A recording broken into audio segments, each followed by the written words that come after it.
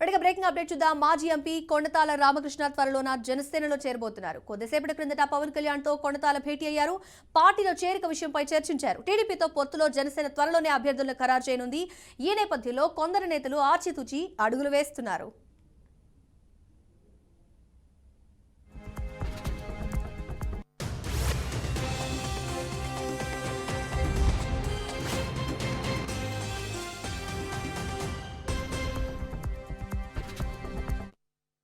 మాజీ కొండతాల రామకృష్ణ త్వరలో జనసేనలో చేరబోతున్నారు. కొద్దిసేపటి క్రితమే ఆయన పవన్ కళ్యాణ్ తో భేటీ అయ్యారు.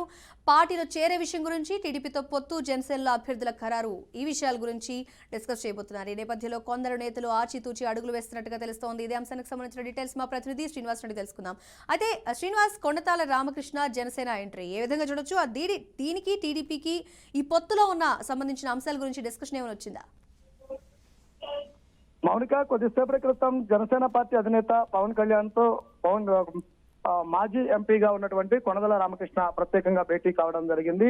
హైదరాబాద్ లో పవన్ కళ్యాణ్ నివాసంలో ఈ భేటీ జరగడం జరిగింది.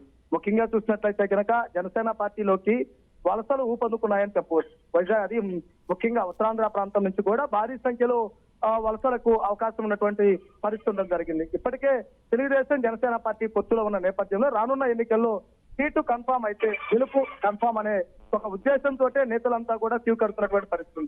అంటే ఉత్తరాంధ్రలో బలమైన నేతగా ఉన్నటువంటి కొనదల రామకృష్ణ ఈ రోజు జనసేన పార్టీ అధినేత పవన్ కళ్యాణ్ తో దర్దాపుగా గంటన్నర పాటు భేటీ కావడం జరిగింది. పలు ముఖ్య విషయాలు చర్చించి బయటకు వచ్చిన తర్వాత ఆయన స్పష్టంగా తాను మంచి రోజు చూసుకొని జనసేన పార్టీలో జాయిన్ అవుతున్నట్లు కూడా ప్రకటించడం జరిగింది. అంటే ముఖ్యంగా చూస్తే కనుక ఆ ప్రాంతంలో చాలా బలమైన నేతగా ఉండి అంటే రాజకీయాలలో చేతిరిగిన వ్యక్తిగా ఉన్నటువంటి కొనదల రామకృష్ణ జాయినింగ్ జనసేన పార్టీ బలోపేతానికి కూడా సిద్ధమైనటువంటి పరిస్థితి కూడా ఉండడం జరిగింది. ముఖ్యంగా చూసుకున్నట్లయితే కనుక కొనదల రామకృష్ణ జాయినింగ్స్ కూడా జనసేన పార్టీ కార్యకర్తల అభిమానులు కూడా ఆహ్వానిస్తున్నారు.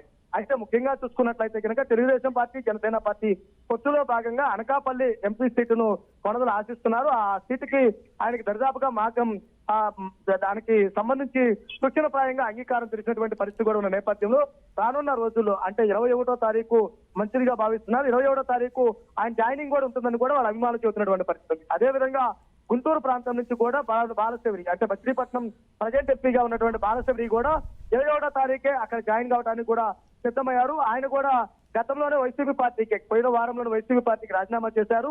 ఆయన 21వ తారీఖున జాయిన్ అవుతున్నారు. ఈయన మచిలీపట్నం ఎంపీ స్థానాన్ని కూడా ఆశిస్తున్నటువంటి పరిస్థితి ఉండడం జరిగింది.